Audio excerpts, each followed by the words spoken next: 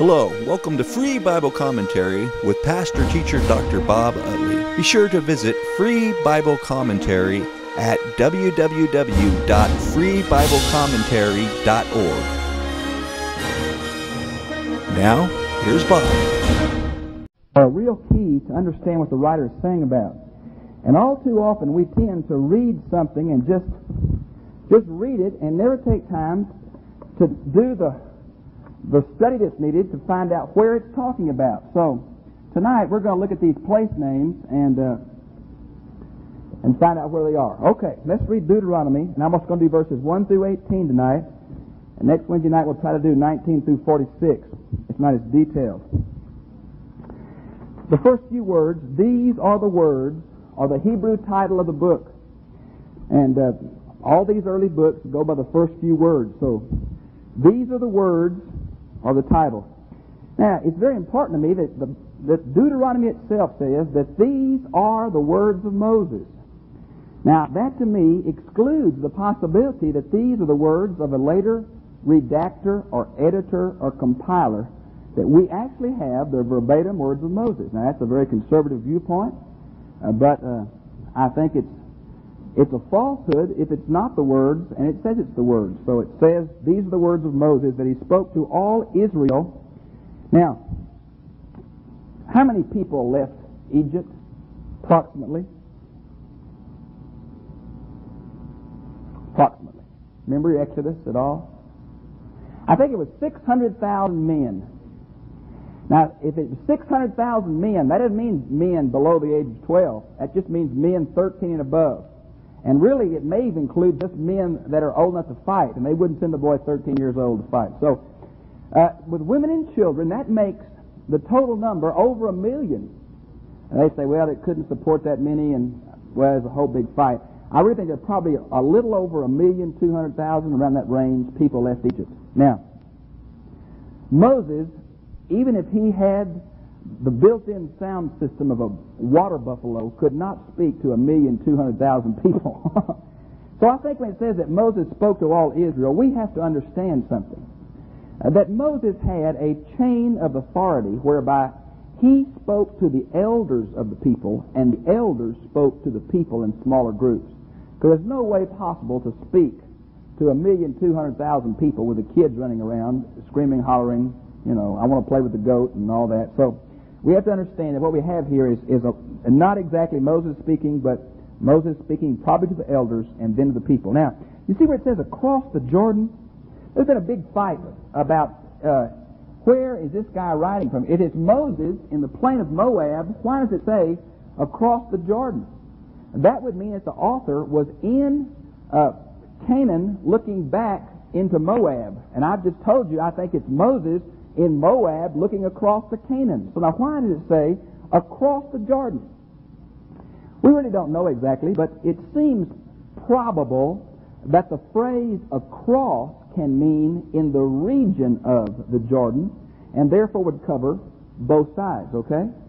Now, in the wilderness, in the Arabah. Now, underline the word wilderness, please. And when I say wilderness, I'm not talking about bare-bone desert. And I'm not talking about inhabited villages. I'm talking about the intermediate land between the desert where nothing grows and the villages where cultivated crops is. Matter of fact, a good English word to put for wilderness is pasture land. Uninhabited pasture land. If any of you don't have an outline, if you'll raise your hand, Tom's being so good tonight. One over here, Tom, and one right in front of you. Now, the Arabah, you see that I've written some on mine. You see us in red here? Now, the Arabah means plain. And the Arabah is a way of translating the Jordan Valley. And the Jordan Valley is a wide plain that exists all the way from the Sea of Galilee all the way down to the Gulf of Aqaba. So it means south of the Dead Sea and north of the Dead Sea. It refers to both, and we don't know which one exactly. Many people think it's the northern part, maybe it's the southern part, but this Arabah is simply the Jordan Valley from the Sea of Galilee clear on down to the Gulf of Aqaba, way down into the desert. So, in the wilderness, in the Aqaba, opposite of Suth. Now, in the side of your Bible, what does the word Suth mean? Those of you who have a reference edition? Red Sea. That's what it says, doesn't it? Well, this is one place that New American Standard is very interpretive. Does anybody have something else besides Red Sea in the margin? They have a Schofield. What does he say? Anybody? Over against the Red Sea. What about an Amplified Bible? Anybody? Amplified? Revised Standard margin? This word "sooth" means weeds. And the word for the Red Sea is Yam Suf, sea of weeds. It's not really the Red Sea, it's really the sea of reeds or weeds. And so the reason they think this is the sea of reeds, or the Red Sea would be another name for it, is because this Suf is the same one used for the Red Sea. Now, let's look and see where the Red Sea is. See where I put the word Suf with a question mark? People get the idea, because the English translations translate the Hebrew word, the Red Sea, they think that the Israelites crossed somewhere way down here in this large body of water, but not so. They probably crossed up, you see that northern little body of water that has like a finger pointing down, looks like a pelican's beak or something? They probably crossed in that area in a rather marshy kind of place. I've always get tickled at Bob Harrington, who says the great miracle was that many Egyptians can drown in 6 inches of water. But they crossed in a weedy, marshy place, not a great expanse of water. So I think that when it says opposite of Suf, that it very well could be the Red Sea. And what we're saying is it's opposite of the Sinai Peninsula. Every other reference is over on this side where those green tracks are, and the Suf is over on this side. Now, we really don't know. It's possible that Suf could be a town name someplace that we just haven't discovered. But I think Red Sea is not a bad translation if you consider the opposite of and the word reeds or weeds. Now, between Paran, now what is Paran? You have a map that says something about Paran on it? Or Paran, something like that? It's a wilderness. There are several wildernesses listed here. Up to the north, close to the word that I have, Suf, across that whole northern thing, it's called the wilderness of Sin, Z-I-N. Sin or Sin. And there's several other wildernesses here, but that particular place where I have it in blue is the area, a large area called the Plains of Paran. Now, maybe there was one city called Paran, but we haven't ever found it. Archaeology knows nothing about it, so it's probably in that general area right there. The green tracks are supposed to be the trek of the conquest. So, now, the word Tophel, don't know where it is. The word Laban, have no idea where it is. The word Hezeroth, now I've listed several things for you. Numbers 11:35, 12:16, 35:17, and 18. It's mentioned in those places in the Bible, but it doesn't know. Nobody knows where it is. It's probably somewhere up along that this side of the Jordan Valley. Okay. Now, what about the word Diazab? Now, this is a word that means place of gold. The rabbis, I've been reading the Talmud this afternoon. The rabbis say that the word here means that God gave the people so much gold coming out of Egypt that they said, no more gold. And then they built the golden calf out of the gold they took from Egypt. And they think that this reference here is to the gold that the children of Israel took out of Egypt. But I think really, probably a lot better than that, it's a place name that we don't know where it is exactly. Just don't know where it is. Now, you see in verse 2 where it says, it's 11 days' journey from Horeb by way of Mount Seir to Kadesh Barnea. Now, why would they mention the Red Sea?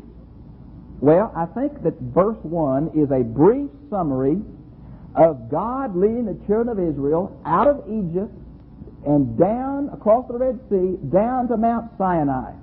Now, verse 2 is going to say that from Mount Sinai to Kadesh Barnea, which is the beginning of the land they're supposed to take possession of, is 11 days' journey. Now, I don't know how fast those guys walk. There's a difference of opinion. It goes from 14 to 18 miles a day. Well, if you multiply the distance from Mount Sinai, that's the traditional site called Jebel Musa, it means the mountain of Moses in Arabic, I think. If you mark the miles off as exactly the right, it'd take 11 days if you went at 14 miles a day. Now, this to me adds weight to the fact that the traditional site for Mount Sinai is not in northern Sinai Peninsula, but in the southern part where you see it in this map. I think that's the traditional site, and that's probably the best place because of this reference. It says 11 days journey from Mount Sinai to Kadesh Berea. Now, Kadesh Berea is this green thing, and see that loop right there? Kadesh Berea is the town right on this side of it. You can't see it very well. I can't from right here. I'm sure you can't from where you're sitting. Okay. Now, Kadesh Berea is kind of headquarters of the people during the 40 years wanderings. Now, could it be that he is making a play? He's saying, it's 11 days from Mount Sinai to Kadesh Berea, but your parents wandered 40 years in the desert and died because of their unbelief. Now, we have come here 11 days. Are we going to disbelieve too, or are we going to take the land that God's promised us? So I think it's a play. It takes 11 days naturally, but it took the children of Israel 40 years to get there because of their disbelief. So I think verse 2 is kind of an ironical pun from the pen of Moses. Now, in the book of Deuteronomy, Sinai, Mount Sinai, is going to be called Horeb. Now, there is an argument about, is Sinai one peak in the range called Horeb? It may be. We just don't know. But I think it's pretty well in the Bible that the word Horeb and the word Sinai are synonymous. They mean the same thing. Always apply to the mountain where God met Moses and gave the Ten Commandments. Now, you see where it says, by way of Mount Seir? Now, Mount Seir, you don't see it on here. I've written it in black.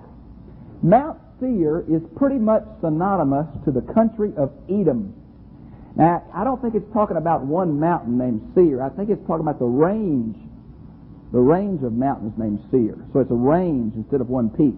And it is identified in the Old Testament with the nation of Edom. So it's right about there, southern part of the border between, well, I don't know what it is even today. I guess that's Arabia. What is that? Somebody, you know your geography today. Is that Arabia? Saudi Arabia? I think it is. Okay. Now, notice it says, verse 3, and it came about in the 40th year, the first day of the 11th month. Now, the word 40 is usually symbolic in the Bible of a long period of undesignated time. And yet, I hesitate to say that here because it seems like that the 40 years is rather specific. Now, I just don't know what to say about that. I tend to think because of the number of times it's used, over in Moses on the mountain 40 days, 40 nights, Jesus tempted the devil 40 days and 40 nights. It rained, Noah's rain 40 days, 40 nights. It seems to be a round number of Hebrews describing a long, indefinite period of time. And yet, I'm not so much convinced in my own mind that's true that I don't take the 40 years a little more literally because it fits chronology so well. So, whatever. This is the only specific date in all the book of Deuteronomy right here. There is no other specific date anywhere in the book of Deuteronomy. This is the only one. And it pinpoints the start because you see it's a series of sermons. It's not a series of laws or chronology it's going to follow. Now, notice it says that Moses spoke to the children of Israel according to all the Lord had commanded him to give to them. Moses is not the author. Moses is the instrument. God is the author. Moses is the channel. Moses is the mouthpiece, if you please. But all these commands come from God. Now, in verse 4 it says, after he had defeated Sihon, the king of the Amorites. Now, the country of Sihon, or Sihon, wherever it is right up there, just level to the Lake of Galilee to the east. Now, the country of Og is way up north, a little bit further. See way up there where it is, right in the corner of your map? That's the country of Og, okay? So, these two kings are mentioned as being defeated in verse 4. Now, the reason I think it mentions their defeat, because in chapter 2 it covers in detail the defeat of Sihon. In chapter 3 it covers in detail the defeat of Og. I think it's given early to say, God has already shown you that you're going to have the victory because God is with you. Don't fear. Cross over the Jordan and possess the land. So I think it's a way of encouraging them that God has already given you the victory. And then when it gets into a little more detailed historical data, it covers in detail these two defeats of these kings. Now, if you go back to Numbers 21 through 33, you'll see the exact detail of what happened when the children of Israel came against this king. Now, they just wanted to pass through his land. They said, we won't touch your land, we won't bother your cattle, we won't drink your water, just let us pass through. And the king said, no, you can't. And then Israel had to fight him, and he was defeated. And then the king of Og is mentioned in Numbers 21, verses 33 through 35. Okay? So, that's the background. Now you see where it says, the Og, king of Bashan, who lived in Ashtaroth. The word Ashtaroth is a word that gets its name from the female consort of the fertility god Baal. Baal was worshipped either as a bull or an altar. It was a fertility god, the male fertility god. Ashtaroth was worshipped as a stick or sacred tree, and she was the female counterpart to this nature worship. And so you can tell what kind of Canaanite religion was going on in these countries. It was this nature worship like that. Now the next little town, Euphrates, is mentioned several times. Possibly these are co-capitals or joint capitals, and you find this in Joshua 13:12 and Joshua 12:4. These two cities mentioned together as the capital of this king. So maybe he had a summer palace in one and a winter palace in the other. I don't know. Or maybe he just had two district capitals, but they're mentioned together, and so that's what I think it is. Now, notice it says that across the Jordan, the land of Moab, Moses undertook to expound this law, saying. Now the word undertook is a word in Hebrew that always has a connotation of a volitional decision. Moses made up his mind to preach through the law that had been given twice already. It was given at Sinai. It was apparently re-given at the tent of meeting in Case Berea, wherever it was, they did that. And it was preached or expounded or exhorted in the plains of Moab, right out the other side of the Jordan before they cross over. Now, the word to expound is a word that is a very important Hebrew word. If you'll put down Deuteronomy 27 verse 8, and in fact, if you just turn over there, I think you'll see what I'm talking about.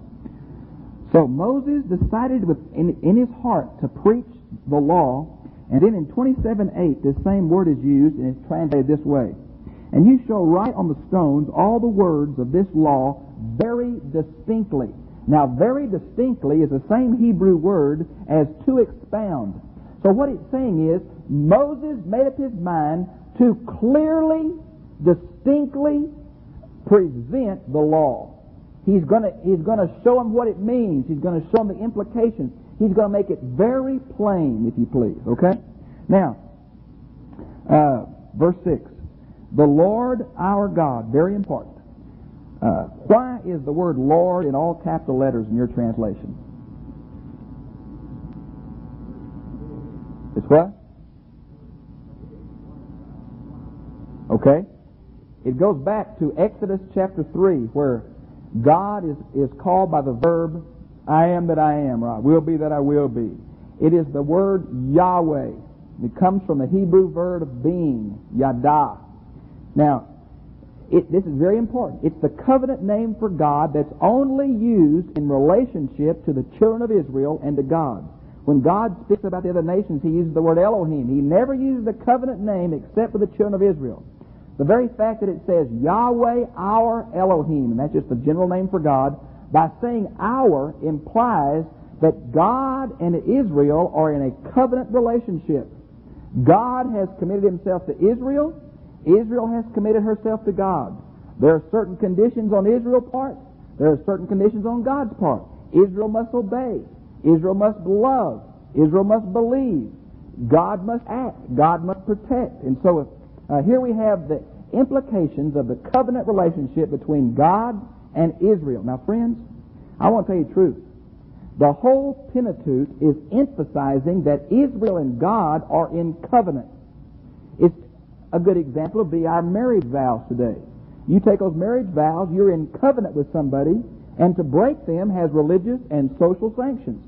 So too, the covenant between God and His people, though it could be broken by infidelity, God's great love is, I love you, I won't let you go. I'm committed to you. That's why the word that describes the covenant relationship between God and His people is the Hebrew word hesed, which means loving kindness. It means no strings attached love. It means I'll always love you. No matter what you do, I'm going to love you. You rebel, I'll discipline you. I'll bring you back to me. I'll break you of your idolatry, but I love you. I won't let you go. I love you. Okay. Now, last part of verse 6. You have stayed too long at this mountain. Now, this refers back to Numbers 10:13, where God said it's time to go. You've been here long enough. The law's been finished. It's time to go. Go possess the land. God's telling him in the last part of verse 6 and the first two words of verse 7, turn and set your journey. God's saying, I've told you what to do, now get with it. I think too often we need to put some hands and feet and mouths to our prayers. Too often we sit back in our little closets and say, oh God, please do, but we never are participate in what God's doing. God said, I've told you what to do now. You've met me. We're in covenant. I'll be with you. Go. Get it done. Do it. Possess the land. I'm with you. Now, by faith, you go and do it. So he's sending them out to accomplish that which he purposed them to do and prepared them to do. And it didn't work the first time. It's going to work this time. Now, let's go through verse 7 slowly, and you kind of look on that map and look in the back of your map, and we'll see if we can find these places.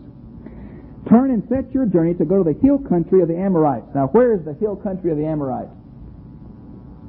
Sihon is king of the Amorites. So the hill country of the Amorites has got to be the hill country around on this side of the Dead Sea. Okay?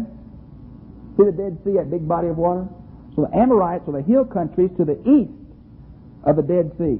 And then it says, to all their neighbors in the Arabah. Now, because it says their neighbors in the Arabah, I think the Arabah that refers to is the Jordan Valley between the Sea of Galilee, that little bitty spot up by the kingdom of Og and the Dead Sea. So I think the Arabah referred to in this part of the Bible is not the southern part, but the northern part, okay?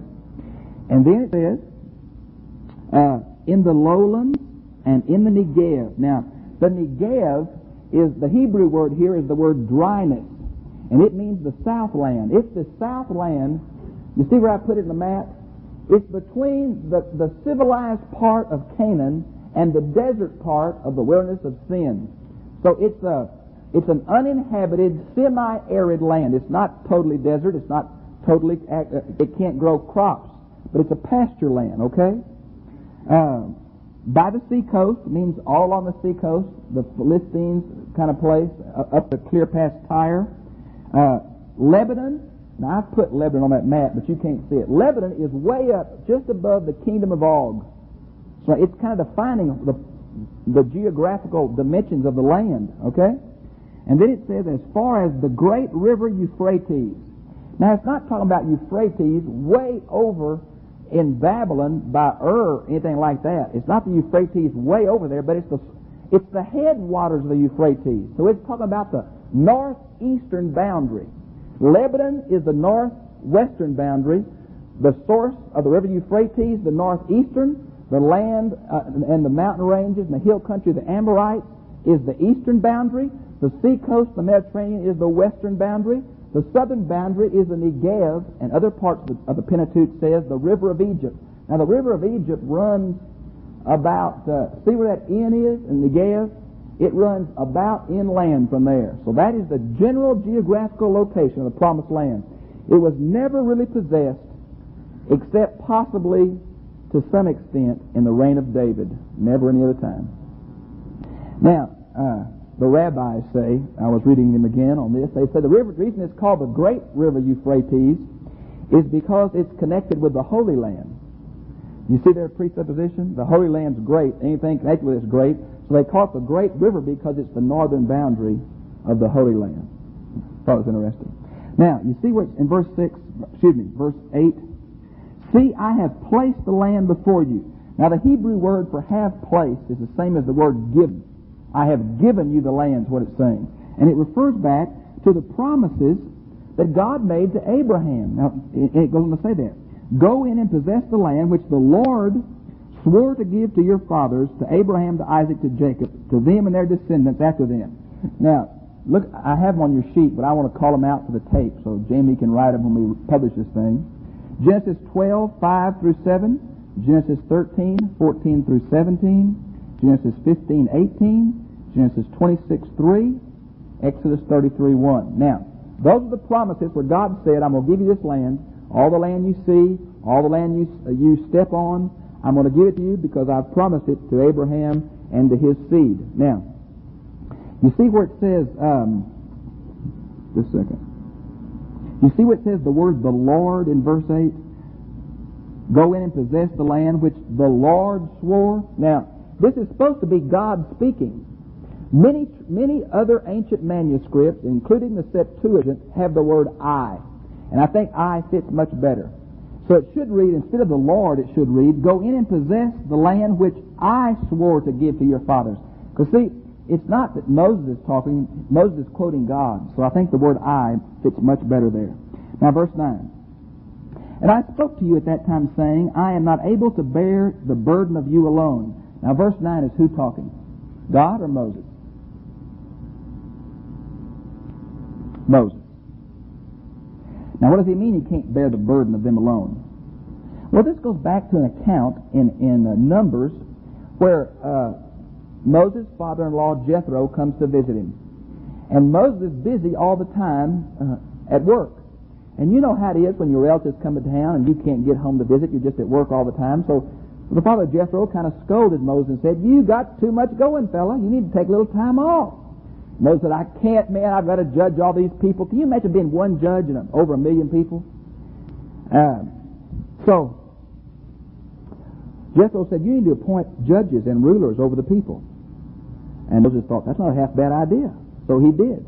And this is the account of that. Now, I think it's found in Numbers 18:21 is around the place where it's Numbers 18:13 through 26. Okay? Now, look at verse 13. Choose wise and discerning and experienced men. Look at verse 13, look at verse 15. What's the difference in first of verse 13 and verse 15? What's left out? Look at verse 13, look at verse 15. What's left out?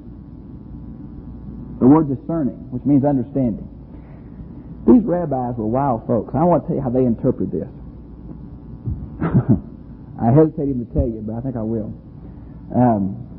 They said that since the word understanding was left out, that meant that there were no understanding people in Moses' generation. And what it meant by understanding was, you've got to go back to 1 Chronicles 12:32, where Ishkar's sons are said to be understanding. And the reason that Ishkar's sons are understanding is because the wives initiated the love affair that caused the conception of the children. And therefore, because the wives initiated it, the children had understanding. But if a man forced himself on his wife, the children would be dumb. I promise you. That's in 7 volumes in the Talmud. I don't know who put that in there, but I guess it was the Old Testament Bill Gothard. I don't know. Anyway, you just thought that total woman was new. The Jews had it, you see. They visited it. Anyway, I thought it was pretty weird to get that kind of stuff. I don't know why that word discerning is left out in verse 15, but I'll talk to you later, Peggy. Now, you see where it says, men from your tribes. Now, we've got to remember that these people are still not a nation. This is a tribal confederacy.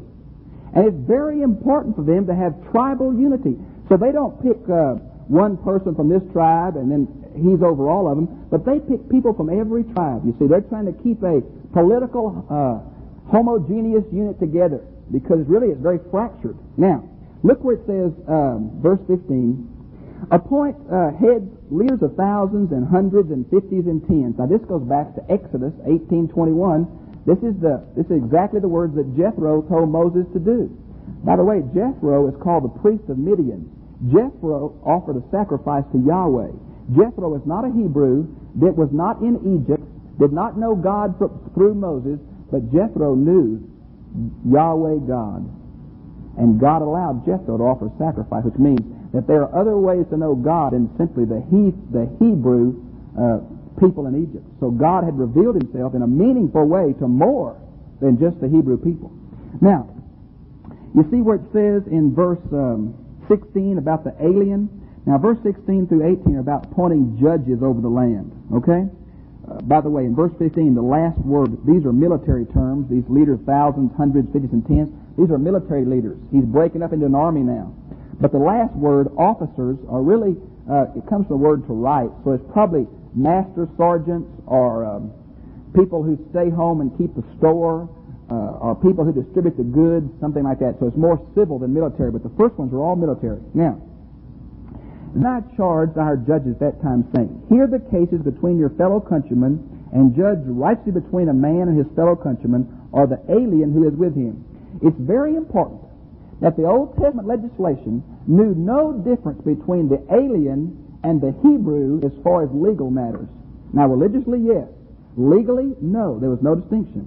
Matter of fact, in Leviticus 19:34 it says, and you shall love the alien as yourself. That shows that Israel had a deep compassion for those who were strangers in their land, because they remembered how it was when they were strangers in the land of Egypt. So this is very important. The strangers were given the same justice as the people of the covenant. Now, notice where it says in verse 17, you shall not show partiality in judgment. The Hebrew word here is, but you shall not recognize faces. You shall not see if it's a friend of yours before you judge in someone's favor. You're not supposed to see if they have influence or money before you judge. It's supposed to be judged basically on the account of the case, the merit of the case itself. Now, this is a basic principle. Behind the basic principle is the next phrase in verse 17. And you shall not fear man, for the judgment is God's. Friends, that says that judgment is not, or law codes are not based on what men think. Now, even though there's a lot of similarity between the law of Moses and the law of Hammurabi, which is an earlier law code, the humanistic input into the code of Hammurabi is not the basis for the law of Moses. The basis of the law of Moses is the covenant God. And the covenant God loves everybody, so the alien is equal. And the covenant God does not show partiality, so the judges can't show partiality. God is the basis of the laws in the Bible, and not society, and not man, and not utilitarianism, and none of that. Now, if the case is too hard for you, you shall bring it to me, and I will hear it. So Moses was still the supreme judge, although he was kind of the Supreme Court, if you please. Okay, that's a good beginning, I think, the book of Deuteronomy. Don't expect the book of Deuteronomy to be like the Gospel of John. We're not going to hit high points of religious insight and be jumping around every Wednesday night, excited about what God has for us. But Deuteronomy is a meaningful book. So it's not going to be like John, but it's going to be meaningful in its own right. So this is the beginning, I think. Do you have any questions as we begin tonight? Any comments, sir? Yes. The Lord? The Jew was afraid to pronounce the name of God, lest he break the first commandment, which says, you shall not take the name of the Lord your God in vain. So to keep from breaking the commandment, instead of saying Yahweh, he would say Adonai. And the word Adonai is the word for Lord in Hebrew. So, by the way we got the word Jehovah is really a word that was made up around the 13th century A.D. And the way you get the word Jehovah is you take the vowels from Yahweh, the consonants from Yahweh, and put the vowels for Adonai in those consonants, and you get a made-up name, Jehovah. So God, you call God Jehovah, he'd say, huh? So they were afraid to pronounce that. So it's always printed the Lord, all capitals. Okay? And if it's the word Adonai, which always will appear, it's the capital L, but it's regular little o, little r, little d. But if it's all capitals, capital L, O, or D, all capitals, it means Yahweh, the covenant name for God. Exodus 3. Thank you for that, Wendell, clarifying that. Anybody else? Yes, Jamie?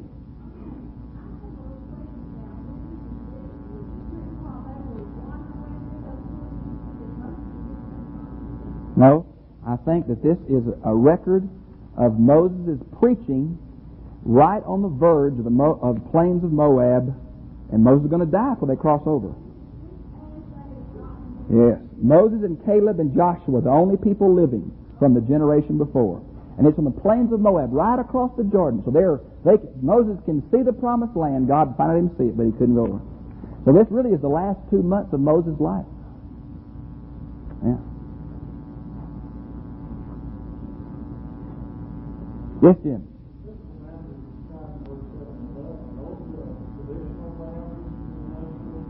No, those are the promised boundaries. Israel never made it to those boundaries. Those are the ideal boundaries. And only under David did they get anywhere close to it. He never got all of it. Never got all of it. So, no, she never has been as large as God promised her. And the only inference I can draw is that because God told her, said, don't make a compromise with these folks. And they got in there and did. So their unbelief thwarted the boundaries of the promised land from what it could have been to what it is. Matter of fact, all the fight in Israel today over those settlements are in the promised land. That's why the Jews think those settlements are legal, because they have a word from God. So those settlements are all in the Negev, or on the west side of the Dead Sea. West side of the Dead Sea. So they think it's theirs because of verses like this.